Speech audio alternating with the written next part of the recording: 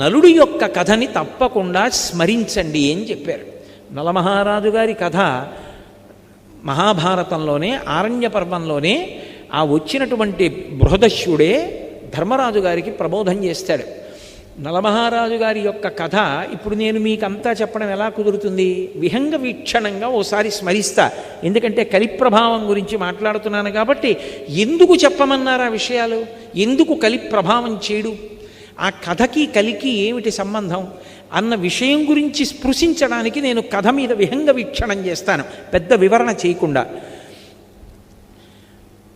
భీముడు అని ఒక మహారాజు విదర్భదేశాన్ని పరిపాలించాడు. ఆయనకి సంతానం లేదు. దమనుడనబడేటటువంటి మహర్షిని సేవించాడు. ఆ మహర్షి యొక్క అనుగ్రహం చేత ఆయనకి 3 కుమారులు 1 కుమార్తె కలిగారు. ఆ మహర్షి అనుగ్రహంతో పుట్టింది కాబట్టి ఆ పిల్లకి దమయంతి అని పేరు పెట్టాడు. గొప్ప అందగత్తె. ఆ పిల్ల పెద్దదవుతోంది. పక్కన నిషధరాజు నలమహారాజు గారు ఉన్నాడు. ఆయన రామచంద్రమూర్తిలా ఆజానబాహు, గొప్ప అందగాడు, గొప్ప శౌర్యం ఉన్నవాడు, చక్రవర్తి.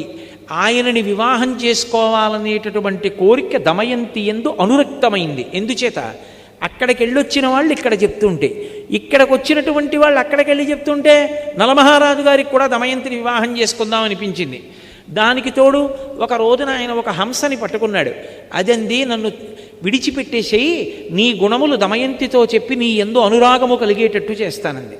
హంసని విడిచిపెట్టాడు. అది దమయంతి దగ్గరికి వెళ్ళి దమయంతికి నలమహారాజు గారి పట్ల అనురక్తి కలిగేటట్టుగా మాట్లాడింది ఆయన గుణాలు చెప్పి. దమయంతి అంది, అయితే నా గురించి కూడా నలమహారాజు గారికి చెప్పి ఆయనకి అనురక్తి కలిగేటట్టు చేయమంది. మళ్ళీ ఆ హంస వచ్చి దమయంతికి కూడా చెప్పింది. కొంతకాలం అయింది.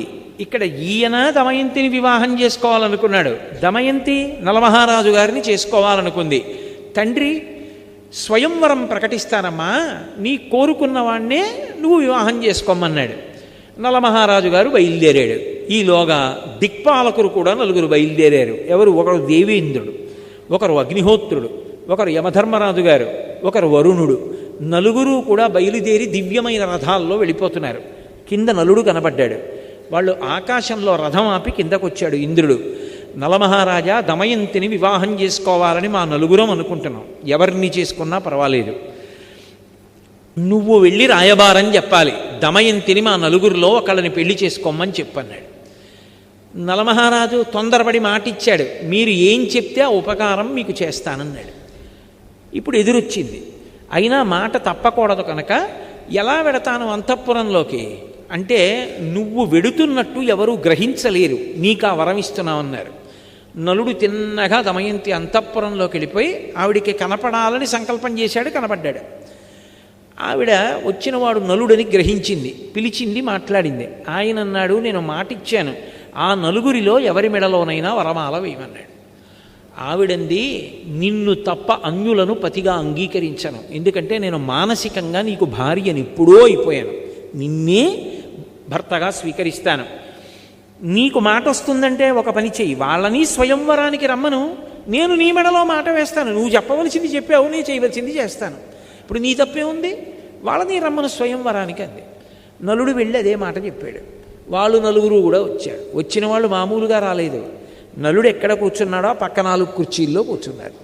కూర్చుని నలుడు ఎలా ఉంటాడో అలాగే మారారు. ఇప్పుడు వరమాల పట్టుకుని దమయంతి వచ్చింది. 5 నలమహారాజులు కనబడ్డారు. ఆవిడ తన భక్తి చేత దేవతల్ని ప్రార్థించింది. నేను నలుడికి మనసిచ్చాను, ఆయనకి భార్యని మానసికంగా, ఆయన ఎవరో కనుక్కొని వరమాల వేయగలిగినటువంటి శక్తి నాకు ఇమ్మంది. వెంటనే వాళ్ళ రూపాలతో వాళ్ళు నిలబడ్డారు. దేవతలకి చెమట పట్టదు, కనురెప్ప పడదు, భూమికి పాదం తగలదు. ఆవిడ గ్రహించింది. భూమికి పాదం తగులుతున్న నలుణ్ణి చూసి మెడలో వరమాల వేసింది.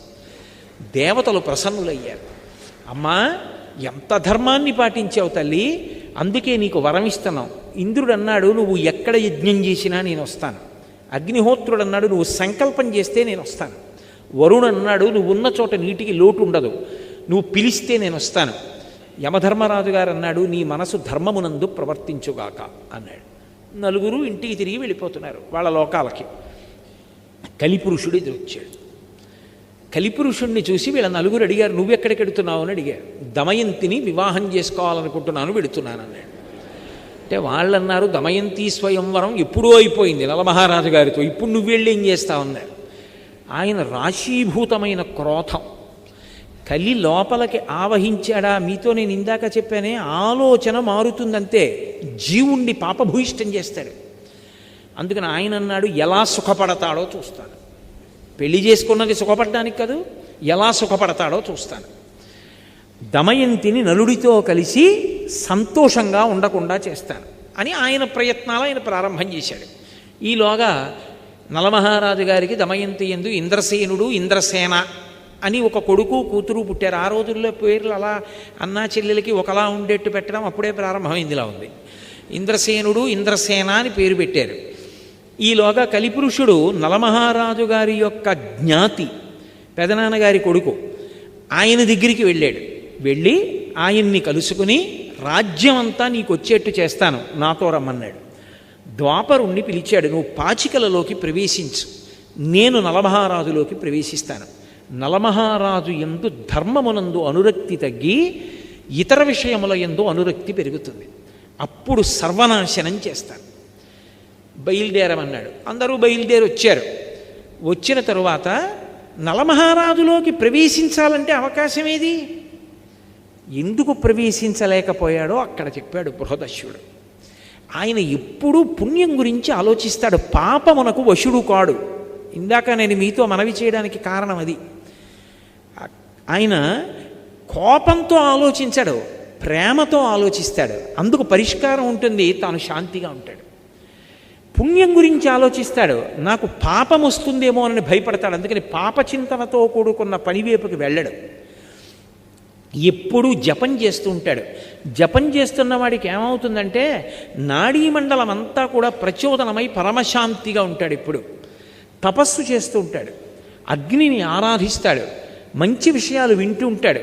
అందుకని కలిపురుషుడు నలుడిలోకి వెళ్ళలేకపోయాడు. ఎక్కడో అక్కడ దొరకపోతాడా? ఇది పగంటే, ఇది కలిపురుషుడు అంటే. ఎదురు చూస్తున్నాడు. 2 బిడ్డలు కూడా పుట్టేశారు, అయినా ఎదురు చూస్తూనే ఉన్నాడు. సుఖపడకుండా చేసేయాలి. ఇప్పుడు ఒక రోజున మూత్ర విసర్జన చేసి నలమహారాజు గారు కాళ్ళు కడుక్కోలేదు. ఏదో అత్యవసరమైన పనుండి కాళ్ళు కడుక్కోకుండా బయటకు వచ్చాడు. మూత్ర విసర్జన చేసి కాళ్ళు కడుక్కోకపోతే వెంటనే అశౌచం వచ్చేస్తుంది. శమంతకోపాఖ్యానంలో అది చేస్తేనే కదా మరణించాడు ప్రసేనుడు. అందుకని కాళ్ళు కడుక్కోకుండా బయటకు వచ్చాడు. అపవిత్రంగా ఉన్నాడు కాబట్టి కలిపురుషుడు ప్రవేశించాడు. ప్రవేశించగానే ద్వాపరుడు వచ్చి జూదానికి పిలిచాడు. కలిపురుషుడి స్నేహితుడు. జూదమునందు అనురక్తి కలిగి జూదం ఆడదా అంటే వద్దనకూడదు, రాజధర్మం అని వెళ్ళి కూర్చున్నాడు నలమహారాజు. ఎక్కడో అక్కడ ఆపగలిగేవాడు, కానీ కలిపురుషుడు లోపల ప్రవేశించేశాడు. ఎంత తీవ్రంగా ఆడాడంటే దమయంతి ఆ ఊళ్ళో ఉన్నటువంటి ప్రముఖుల్ని తీసుకుని ఎదురుగుండా వచ్చి బిడ్డల్ని పట్టుకుని నించుంది. ఉండడానికి ఇల్లు, తినడానికి తిండి కూడా లేకుండా పోతావు మహారాజా, వద్దు ఆపేయమని. ఆపకుండా ఆడుతూనే ఉన్నాడు, పందెం మీద పందెం వడ్డీ. లోపల కలిపురుషుడు ఉన్నాడు, ఇక దేనికి వినడం. ఆ మూర్ఖత్వం వచ్చేస్తుంది ఆ కలిపురుషుడు పట్టేసుకుంటే. ఆ మూర్ఖత్వంతో ఆడుతున్నాడు. దమయంతి గమనించింది, ఇక ఆపడం ఇది కలిపురుష లక్షణం అని వార్ష్ణేయుడు అని సారథిని పిలిచింది. తన బిడ్డలిద్దరినీ రథం ఎక్కించి పుట్టింటికి తీసుకెళ్ళిపోమంది. ఆపదొచ్చేసిందని ఆవిడ కనిపెట్టింది. అన్నీ ఓడిపోయాడు. ఓడిపోయి రాజ్యం తన దయాదికి అప్పచెప్పేసి తాను బయలుదేరి వెళ్ళిపోయాడు అరణ్యాలకి. ఇక్కడ ద్వాపరుడు రాజై ఆ ద్వాపరుడితో పాచికలాడాడు కదా, దాయాది రాజై కూర్చున్నాడు. ఊరి చివరకెళ్ళి 3 రోజులు భోజనం కూడా లేదు. అయినా చిత్రం ఏమిటంటే కొత్త రాజుగారికి కోపం వస్తుంది, పాత రాజుగారిని పలకరిస్తే అని ఒక్కడు వెళ్ళి పలకరించలేదు నలమహారాజుని. ఆఖరికి ఇద్దరూ కలిసి అరణ్యంలో వెళ్ళిపోతున్నారు నలదమయంతులు. ఆకలి, పైన పక్షులు ఎగురుతున్నాయి. పక్షులు ఎగురుతున్నాయి, పక్కన భార్యే కదా ఉంది, ఎవరూ లేరు కదా అని నా పంచె తీసి విప్పేసి పైకి విసురుతాను. ఆ పంచ పక్షుల మీద పడి బరువుకి పక్షులు కింద పడతాయి, ఆ మాంసం తిందాం దమయంతి అని బట్ట తీసి విప్పేసి పైకి విసిరాడు. ఆ పక్షులు బట్ట పట్టుకుని వెళ్ళిపోతూ పకపక పకపక నవ్వి, నిన్ను ఓడించడానికి కారణమైనటువంటి పాచికలం పక్షి రూపం ధరించాం, ఒంటి మీద బట్ట కూడా తీసేయడానికి. నేను ద్వాపరుణ్ణి, మహారాజా బట్ట కూడా లేదు తిరిగన్నాయి. ఏం చెయ్యాలో తెలియక దమయంతి కట్టుకున్న చీరే తాను చుట్టుకుని ఇద్దరూ కలిసి అడవిలో నడిచారు. పడుకున్నాడు ఒక చోట, ఒక శిథిల ప్రాంగణం దొరికితే పడుకున్నాడు. కలిపురుషుడు లోపల ఉన్నాడు కదా, ధర్మం తప్పిపోతోంది. ఏం ఆలోచించాడంటే, ఇంత గొప్ప భార్య, ఈమె కష్టపడుతోంది నా వల్ల, ఈమెని వదిలిపెట్టేయాలనుకున్నాడు. నేను వదిలేస్తే సుఖపడుతుంది. వదిలిపెట్టి బయటికి వెళ్ళాడు. మళ్ళీ ధర్మం గుర్తొచ్చింది, భార్యని వదిలిపెట్టకూడదు. మళ్ళీ వచ్చాడు, కానీ లోపల కలి. ఆ కలి ప్రభావానికి ఏం చేశాడంటే చెయ్యకూడని పని చేసేసాడు. అంత పెద్ద అరణ్యంలో భార్య చీర కొంగు చింపేసి ఒంటికి కట్టుకొని వదిలిపెట్టి వెళ్ళిపోయాడు. పాపం దమయంతి ఉండిపోయింది. అలా వెళ్ళినవాడు నలమహారాజా రక్షించు, నలమహారాజా రక్షించు అని కేకలు వినపడ్డాయి. గబగబా వెళ్ళి చూశాడు. పెద్ద పాము ఒకటి పడుంది. అవతల నుంచి అరణ్యం అంతా కాలిపోయి మంటలు వచ్చేస్తున్నాయి. వచ్చేస్తుంటే పాము అంది, మంటల్లో తప్పించుకోలేను, నువ్వే నన్ను ఎలాగోలా తీసుకెళ్ళి ఏదైనా నది ఒడ్డున పడయి, ఒళ్ళు కాలిపోతోంది మహారాజా, నేను కర్కోటకుణ్ణి, మహాసర్పాన్ని, మునిశాపానికి ఇలా పడిపోయాను, ఇప్పుడు కదలలేనంది. చిన్న పాము అయిపోయింది. దాన్ని ఎత్తి పట్టుకుని నది ఒడ్డుకెళ్ళి దింపబోతున్నాడు. ఒక్క 10 అడుగులు ఈ మహారాజా అంది. 10వ అడుగు వేశాడు, ఠక్కున కరిచింది. అది కర్కోటక విషం. ఆ విషం వల్ల వెంటనే కాళ్ళు చేతులు కురసైపోయి పొట్టివాడైపోయి భయంకరమైన ఆకారాన్ని పొందేశాడు. కర్కోటకుడి వంక తిరిగి అన్నాడు, ఉపకారం చేసిన వాడికి నువ్వు చేసే ఉపకారం ఇదా అన్నాడు. మహారాజా, నేను అపకారం చేయలేదు, నలుడిగా ఎలా తిరుగుతావు ఇంత కష్టంతో, నిన్నిప్పుడు ఎవ్వరూ గుర్తుపట్టరు. ఋతుపర్ణుడి యొక్క రాజ్యానికి వెళ్ళి నీకు అశ్వహృదయం తెలుసు కాబట్టి గుర్రాలు పెంచి పోషించు, వెళ్ళిపోమన్నాడు. కానీ ఒక వరం ఇస్తున్నాను, ఎప్పుడైనా నువ్వు తలుచుకుంటే దివ్య వస్త్రం వస్తుంది, అది కప్పుకుంటే నీలో ఉన్నటువంటి నా విషం తొలగిపోతుంది, నీకు యథారూపం వచ్చేస్తుంది, రాజ్యం కూడా పొందుతావు, బయలుదేరమన్నాడు. బాహుకుడు అని పేరు పెట్టుకుని నల్లగా పుట్టివాడై ఋతుపర్ణుడి యొక్క రాజ్యానికి వెళ్ళిపోయాడు. పాపం దమయంతి నిద్ర లేచింది, భర్త లేడు, ఒక్కత్తి కీకారుణ్యం, కాకులు కూడా దూరని అరణ్యం తిరుగుతోంది. ఇంతలో ఎట్నుంచో ఒక పెద్ద కొండచిలవ వచ్చి పట్టుకుంది ఆవిడ. ఇక కొండచిలవ ఆవిడ్ని గ్రసించబోతుండగా ఓ కిరాతుడు వచ్చి కొండచిలవని సంహరించి ఈవిడ్ని కాపాడాడు. స్నానం చేసి వచ్చి సేద తీరింది.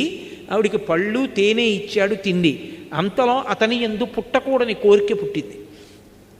ఆమెని భార్యగా స్వీకరిస్తానని ఆమె యొక్క పొందు కోరాడు. వెంటనే ఆమె, నేను మహాపతివ్రతనైతే వీడు నిలువున దగ్ధమగుగాక అంది. ఆ కిరాతుడు మరణించాడు. ఆ తల్లి వెతుక్కుంటూ వెడుతుంటే వర్తక బృందం కనపడింది. అమ్మయ్య కనపడ్డారు కదా అని, మహాప్రభో నేను నలుడి భార్యని, దమయంతిని, కష్టాల్లో ఉన్నాను, నలుడిని చూశారా అని అడిగింది. ఈ అరణ్యంలో పులులు చూసాం, సింహాలు చూసాం, నలుడిని చూడలేదమ్మా, ఇక్కడ ఒక్కదానివి ఆడదాని ఉండకూడదు, మాతో వచ్చేసి మేము చేది రాజ్యానికి వెడుతున్నాము అన్నారు. అక్కడ సుబాహుపురం అని ఉంది, అక్కడికి ఎడతామన్నారు. సరేనంది. వెడుతుంటే ఏనుగుల గుంపు వచ్చి అందరినీ చంపేసింది, వర్తకుల్ని. ఆవిడంది, విధి అంటే ఇంత విచిత్రంగా ఉంటుంది, చచ్చిపోవాలనుకున్న నన్ను ఏనుగులు వదిలేశాయి, నా అంత నేను చచ్చిపోకూడదు, ఆత్మహత్య దోషం, ఏనుగు చంపేస్తే గొడవ వదిలిపోను, నా జోలికి రాలేదు, బతుకుదాం అనుకున్న వాళ్ళని చంపేశాయి. ఎవరో ఒకరిద్దరు బ్రాహ్మణులు మిగిలేరు, వాళ్ళతో కలిసి సుబాహుపురం వెళ్ళింది. ఆ వీధిలో ఆకలితో ఏడుస్తూ నడుస్తోంది. కలి ప్రభావం, అన్ని కష్టాలు పడాలి. వస్తుంటే రాజమాత చూసింది పైనుంచి. ఎవరు చంద్రబింబంలా ఉందా పిల్లని పిలిపించింది.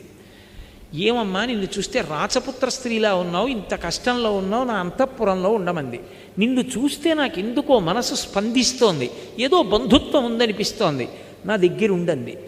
అమ్మా, నేను సైరింధ్రీ కార్యాలు చేయను, పరపురుషుల దగ్గరికి వెళ్ళను, ఇతర కాళ్ళు పట్టను, ఎంగిలి తినను, అలా అయితే ఉంటానంది. సరే ఉండమంది ఆవిడ. రాజమాత అంతఃపురంలో ఉంటోంది పాపం. అక్కడ నలుడు ఋతుపర్ణుడు ఒక మహారాజు. ఆ ఋతుపర్ణుడి యొక్క సేవలో అశ్వహృదయం తెలుసున్నవాడు కాబట్టి లొంగని గుర్రాల్ని లొంగ తీసుకుని రథచోదనం చేస్తూ బతుకుతున్నాడు. అలా బతుకుతుంటే ఇక్కడ ఎన్నాళ్ళు ఉంటుంది ఈవిడిలా పాపం. ఒకనాడు తండ్రి భీమకుడికి ఆలోచన వచ్చింది. భీముడికి, నా కూతురు ఎక్కడుందో వెతికి పట్రమ్మని బ్రాహ్మణుల సమూహాల్ని పంపాడు. అందులో ఒక సుదేవుడు అనబడేటటువంటి బ్రాహ్మణుడు ఈ పురానికి వచ్చాడు, సుబాహుపురానికి వచ్చి అంతఃపురంలో దమయంతిని కనిపెట్టాడు. అమ్మ, ఆవిడ కనుబొమల మధ్యలో ఒక పుట్టుమచ్చ ఉంది, అది చతుర్ముఖ బ్రహ్మగారు సృష్టిలో ఆవిడికి మాత్రమే పెట్టాడు. ఆవిడ దమయంతి, మహాపతివ్రత, నలమహారాజు ఇల్లాలు, కష్టాలలో ఉండి ఇక్కడ ఉందమ్మా అన్నాడు. దమయంతికి నీళ్ళిచ్చి ముఖం కడుక్కోమన్నారు, కనిపెట్టారు. అవును, మహాతల్లి మహాపతివ్రత దమయంతి అని. అప్పుడు ఆ రాజమాత చెప్పింది, అయ్యో తల్లి, నిన్ను చూస్తే నా హృదయం ఎందుకు స్పందించిందో అర్థమవుతోంది. నీ తల్లి నేను అక్క చెల్లెళ్ళాం కాబట్టి నువ్వు నాకు కూతురు అవుతావు అంది. పుట్టింటికి ఎడతానంది, బయలుదేరింది, పుట్టింటికి వెళ్ళిపోయింది. ఇక్కడ నలుడు సృష్టిలో ఎవరూ గుర్తుపట్టలేరు, అంత మరుగుజ్జు వాడిపోయి కాళ్ళు చేతులు వంకర్లు తిరిగిపోయి ఉన్నాడు. చిత్రనలీయంలో అంటాడు కవి, భయద కోదండ ఖడ్గముల్ పట్టు వీరుడు గరిటయూ క్రొవియూ పట్టెనీడు విపుల కేసరి నక్కట పిల్లి చేసే అధమ విధమున ఇట్టిదే విధికృతంబు అంటాడు. కోదండాలు ఖడ్గాలు పట్టుకుని యుద్ధం చెయ్యవలసినటువంటి వాడు వంటశాలలో కూర్చుని వంటలు చేస్తున్నాడు నలుడు. ఆయనకి గుర్రాలని పెంచడం తెలుసు, వంటలు చేయడం తెలుసు, అందుకే నలభీమ పాకం అంటూ ఉంటారు. వంట చేసి పెడుతున్నాడు మహారాజుకి. సరే, కాలం గడిచిపోయింది. ఆ వార్ష్ణేయుడు అంటే ఆ పిల్లలిద్దరినీ పుట్టింట్లో దింపేసినటువంటి సారథి నలుడితోటే ఉన్నాడు, కానీ ఆయనకి తెలియదు బాహుకుడే నలుడని. ఆలోచించి ఆలోచించి ఆలోచించి తన భర్తని ఎలా కలుసుకోవాలి అని ఒక రోజున దమయంతి తన తల్లి దగ్గరికి వెళ్ళి అంది, అమ్మా, ఎంతకాలం నా భర్తని కలవకుండా ఇలా ఉంటాను అని బ్రాహ్మణుల్ని పిలిపించి, మీరు ప్రతి రాజ్యానికి వెళ్ళండి, సభలో నిండు సభలో ప్రశ్న వెయ్యండి, ఈ లోకంలో ఏ భర్త అయినా బిడ్డల్ని పొందినటువంటి వాడు మహాపతివ్రత, ఏమీ తెలియని అమాయకురాలైన ఇల్లాలు తన యందు ప్రేమ కలిగిన దాన్ని ఆమె బట్టలో ముక్క చింపి తాను కట్టుకొని రాత్రికి రాత్రి మహదారణ్యంలో భార్యని విడిచిపెట్టి వెళ్ళిపోయిన పురుషుడున్నాడా అని ప్రశ్న వెయ్యండి. ఒకవేళ నలుడు సభలో ఉంటే లేచి జవాబు చెప్తాడు. ఎవ్వరూ చెప్పకపోతే ఆ రాజ్యంలో నలుడు లేడు. బ్రాహ్మణుల్ని పంపింది, అన్ని రాజ్యాలకి వెళ్ళి అడుగుతున్నారు. ఋతుపర్ణుడి రాజ్యానికి కూడా వెళ్ళి ఒక బ్రాహ్మణుడి ప్రశ్న వేశాడు, ఏమీ మాట్లాడలేదు ఎవరు. కానీ ఆయన రాత్రి విశ్రాంతి తీసుకుంటూ ఉండగా బాహుకుడు అన్న పేరుతో ఉన్న నలుడు ఆయన దగ్గరికి వచ్చాడు. వచ్చి అన్నాడు, మహాపతివ్రత అయినటువంటి స్త్రీ భర్త ఏ కారణం చేత పొరపాటు చేశాడో తెలుసుకోకుండా నింద చేస్తుందా? అలా చెయ్యొచ్చా? అలా చేస్తే ఇహమునందు భర్తతో సుఖములుంటాయా? పరలోకముల యందు సుఖములుంటాయా? ఇలా చెయ్యవచ్చా అని వెళ్ళిపోయాడు. బ్రాహ్మణుడు లేచి విన్నాడు. విని వెనక్కి వచ్చి ఇదే చెప్పాడు. అమ్మ, నలుడు కనపడలేదు, బాహుకుడని ఒక ఆయన ఉన్నాడు, నల్లగా పొట్టిగా చేతులు కాళ్ళు ఇలా కుంచుకుపోయి గూనిలా ఉంటాడు, అతను ఈ మాట అడిగాడు. నలుడే. దమయంతి నమ్మింది. ఏదో కారణం ఉంది, అలా ఉన్నాడు. ఎలా? బాహుకుడిని ఇక్కడికి పిలిపించడం. ఆవిడంది, అశ్వవిద్య తెలిసున్నవాడు నలుడు ఒక్కడే. ఒక్క రాత్రి ప్రయాణంలో తెల్లవారేటప్పటికీ ఈ పురానికి రథం రావాలంటే తోలగలిగిన వాడు నలుడు ఒక్కడే. అందుకే దమయంతీదేవికి ద్వితీయ స్వయంవరం జరుగుతోందని ఋతుపర్ణుడు ఒక్కడికి కబురు చేయండి. ఋతుపర్ణుడు బయలుదేరి వస్తాడు. రథం రాదు తెల్లవారేటప్పటికి ఊరు, నలుడు నడపాలి. నలుడు అక్కడుంటే పిలుస్తాడు. అశ్వహృదయం తెలుసు కాబట్టి రాజు రథం నడపమంటాడు. అప్పుడు వచ్చిన రథం వచ్చేస్తే నలుడే నడిపాడు రథం, మనం కనిపెట్టచ్చని. ఒక్క ఋతుపర్ణుడి రాజ్యానికి వెళ్ళి చెప్పారు, అందరికీ చెప్పారనుకున్నాడు ఋతుపర్ణుడు. దమయంతీదేవి ఏమిటి అంత పతివ్రత, ఇద్దరు బిడ్డలు ఉన్నది, ద్వితీయ స్వయంవరం ఏమిటి, మళ్ళీ పెళ్లి చేసుకోవడం ఏమిటి? తెల్లబోయాడు. తెల్లబోయి తమాషా చూడాలని ఋతుపర్ణుడు నలుడిని పిలిచాడు. తెల్లవారేటప్పటికి మనం చేరం విదర్భ, కానీ నువ్వు అశ్వహృదయం తెలుసున్నవాడివి, నువ్వు నడపగలవు రథాన్ని, మనం బయలుదేరదాం, తెల్లవారేటప్పటికి దమయంతి స్వయంవరానికి వెళ్ళాలి, రథం నడుపన్నాడు. ఇదేమి తమాషా, నా భార్య ద్వితీయ స్వయంవరానికి ఒప్పుకోవడం ఏమిటి, మహాపతివ్రత చూడాలని నలుడు అనుకున్నాడు. పదండి మహారాజా అన్నాడు. పొట్టి గుర్రాలు కట్టాడు. ఈ గుర్రాలు ఎక్కడ ఎడతాయన్నాడు. చూడండి నా విద్య అన్నాడు. రథం నడుపుతున్నాడు. అబ్బో, ఎంత వర్ణించారో మహాభారతంలో. వెళ్ళిపోతుంటే ఆ ఋతుపర్ణుడు పైన వేసుకున్న ఉత్తరీయం కింద పడింది. కింద పడితే ఋతుపర్ణుడు అన్నాడు, బాహుకుడా రథాన్ని ఆపు, పక్కన ఉన్న వార్ష్ణేయుడు వెనక్కి వెళ్ళి నా ఉత్తరీయం పట్టుకొస్తాడు, కింద పడిందన్నాడు. నలుడు అన్నాడు, మహారాజా రథం ఎంత దూరం నడిచిందో తెలుసా? మళ్ళీ వెళ్ళి తిరిగి రావాలంటే ఓ 10 రోజులు పడుతుంది, అంత దూరం వెళ్ళిపోయింది. నడిచి వెళ్ళొస్తే అంత వేగంగా నడుపుతాడు నలుడు రథాన్ని, అలా నడుపుతాడు గుర్రాలని అలసట పొందకుండా. కొంత దూరం వెళ్ళిపోయిన తర్వాత తెల్లబోయాడు ఋతుపర్ణుడు. అబ్బా ఏమి శక్తిరా ఈ బాహుకుడిదని. బాహుకా నువ్వు గొప్పవాడు అనుకుంటున్నావు కదా, నాకు ఒక విద్యొచ్చు, ఏమిటో తెలుసా అన్నాడు. ఏమిటి మహారాజా? అక్షహృదయం తెలుసు నాకు. ఇదిగో పెద్ద రావి చెట్టు, ఇక్కడ ఒక చెట్టు కనపడుతోంది కదా, ఈ చెట్టుకి ఎన్ని కొమ్మలున్నాయో, ఎన్ని రెమ్మలున్నాయో, ఎన్ని ఆకులున్నాయో చెప్పనా అన్నాడు. చెప్పండి అన్నాడు. ఖచ్చితంగా ఇన్ని ఆకులున్నాయి, ఇన్ని కొమ్మలున్నాయి, ఇన్ని రెమ్మలున్నాయి అన్నాడు. నలుడికి అనుమానం వచ్చింది. రథం దిగి మహారాజా అలాగే కూర్చోండన చెట్టు పడగొట్టాడు. పడగొట్టి కొమ్మలు రెమ్మలు ఆకులు అన్నీ కోసి దొంతర్లు పెట్టి లెక్కెట్టారు. ఈలోగా స్వయంవరం ఇక్కడ ఆలస్యం అయిపోతుంది. నడపగలడు నలుడు, అది ఆయన శక్తి. అన్నీ లెక్క పెట్టాడు. లెక్క పెడితే ఖచ్చితంగా రాజు చెప్పినన్నే ఉన్నాయి. మహారాజా ఎలా చెప్పగలిగారని అడిగాడు. ఇదే కాదు, నేను ఏవైనా ఇలా చెప్పగలను, నాకు అక్షహృదయ విద్య తెలుసు. నీకు ఒక సంగతి తెలుసా? ఆ విద్య ఉపదేశం పొందిన వాడికి విజయమే తప్ప అపజయం ఉండదు. అంత గొప్ప విద్య. నువ్వు నన్ను మురిపించావు, తెల్లవారేటప్పటికీ రథాన్ని నడుపుతున్నావు, కాబట్టి నీకు అక్ష హృదయాన్ని ఉపదేశం చేస్తానని చెప్పి ఆ విద్యని ఉపదేశం చేశాడు. ఆ విద్య ఉపదేశం పొందితే లోపల విషం కానీ కలిపురుషుడు కానీ ఉండలేడిగా. ఆయన ఎప్పుడైతే ఆ విద్య ఉపదేశం పొందాడో నలుడు, కలిపురుషుడు బయటపడిపోయాడు. మహారాజా నిన్ను కష్టాలు పట్టిన వాడిని నేనే. ఒకప్పుడు స్వయంవరానికి వస్తూ ఉంటే స్వయంవరం అయిపోయిందని నీలో ప్రవేశించి పాచికలాడించి బాధపెట్టాను, నన్ను మన్నించన్నాడు. నలుడు కత్తి తీసి నిన్ను చంపేస్తానన్నాడు. అంటే నన్నెందుకు చంపుతావు? కర్కోటకుడు నిన్ను కరిచినప్పటి నుంచి చస్తూనే ఉన్నాను, లోపల విషం వేడికి కాలిపోతున్నాను, ఇన్నాళ్ళకి బయటపడి బతికాను, నన్ను వదిలిపెట్టేసేయి, ఇక నేను నీ జోలికి రాను, ప్రమాణం చేస్తున్నానన్నాడు. మరి ఎక్కడుంటావన్నాడు. ఇదిగో విభాతక వృక్షం అంటే తాండ్ర చెట్టు, దాన్ని ఆవహించి ఉంటానన్నాడు. అందుకే ఇప్పటికే ఎవరో తాండ్ర కర్ర కానీ తాండ్ర చెట్టు కిందకి వెళ్ళడం కానీ తాండ్ర చెట్టు ఎక్కడం కానీ చేయరు. కలిపురుషుడు ఆవహించి ఉంటాడు దాన్ని. నేను ఈ తాండ్ర చెట్టును ఆవహించాడు. మహారాజు వెళ్ళిపోయాడు స్వయంవరానికి. ఎవరు లేరు, ఈయనొక్కడు తప్ప. తెల్లబోయాడు. ఇదేమిటి స్వయంవరం అన్నారు, నన్ను ఒక్కడనే పిలిపించారని. బాహుకుడు కూర్చున్నాడు. కేశిని అని దమయంతి యొక్క చెలికెత్తే పిల్లలిద్దరినీ తీసుకెళ్ళింది. ఎంత మారు వేషంలో ఉంటే మాత్రం పిల్లల్ని చూస్తే తండ్రి హృదయం ఆగుతుందా? ఎత్తుకుని ఇద్దరినీ 2 తొడల మీద కూర్చోబెట్టుకుని ముద్దులాడి మురిపాలతో పొంగిపోయాడు. కేశిని గమనిస్తోంది. గభాలను దింపేసి మహారాజు బిడ్డలు, నేను ముద్దులాడకూడదు మాట్లాడకూడదు, కానీ నా బిడ్డలు గుర్తొచ్చారు, ఏమనుకోకు, ఇంకెప్పుడు ఇటు రాకు అని చెప్పి పంపించేశాడు. ఆవిడ వెళ్ళి దమయంతీదేవికి చెప్పింది. ఆవిడ గుర్తుపట్టింది, నలుడే బాహుకుడి రూపంలో ఉన్నాడని. పిలిపించింది. ఎదురుగుండా నిలబడి మళ్ళీ ఇదే ప్రశ్న వేసింది. అరణ్యంలో ఒక్కతే నిద్రపోతున్నప్పుడు చీర కొంగు చింపి భర్త కట్టుకుని భార్యని విడిచిపెట్టి ఒక్కదాన్ని అరణ్యంలో వదిలేసి వెళ్ళిపోయినవాడు ధర్మాత్ముడా చెప్పు బాహుక అంది. ఆయన అన్నాడు, అది ధర్మం కాదు, కానీ నా యందు కలిపురుషుడు ప్రవేశించాడు దమయంతి, అందుకని నేను ధర్మం తప్పి పొరపాటు చేశాను. నీ ఎందు కలిపురుషుడు ప్రవేశించాడు, నువ్వెందుకు ద్వితీయ స్వయంవరానికి ఒప్పుకున్నావు, తప్పు కాదా అని అడిగాడు.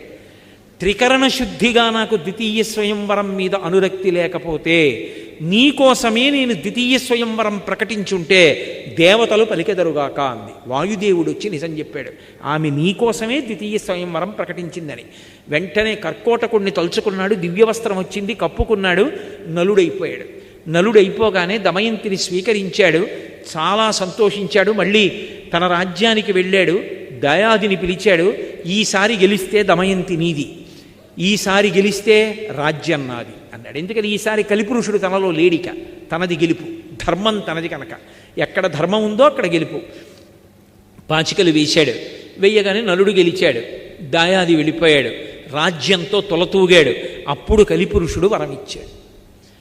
మహారాజా, నలమహారాజా, నీ యొక్క కథని ఎప్పుడైనా ఎక్కడైనా విహంగ వీక్షణంగా పద్యాలు శ్లోకాలు లేకుండా చిన్న కథగా ఒకసారి చెప్పుకున్నా సరే ఇక కలిపురుషుడు ప్రవేశించడు.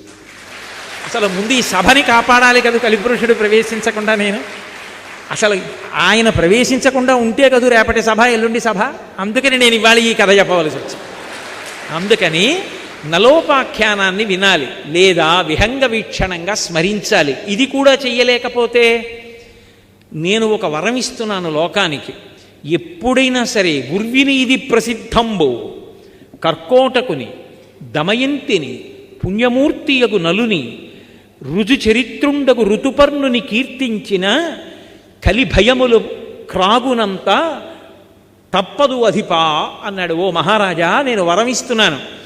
నలుడు, దమయంతి, కర్కోటకుడు, ఋతుపర్ణుడు, ఈ 4 పేర్లు ఒక్కసారి రోజు ఉచ్చరిస్తే పైకి కలిపురుషుడు ప్రవేశించాడు. కలిపురుషుడు ప్రవేశించకపోతే ఆలోచనలు దైవీపరంగా వెళ్ళిపోతాయి. దైవీపరంగా వెళ్ళిపోతే పాపచింతనలు ఉండవు.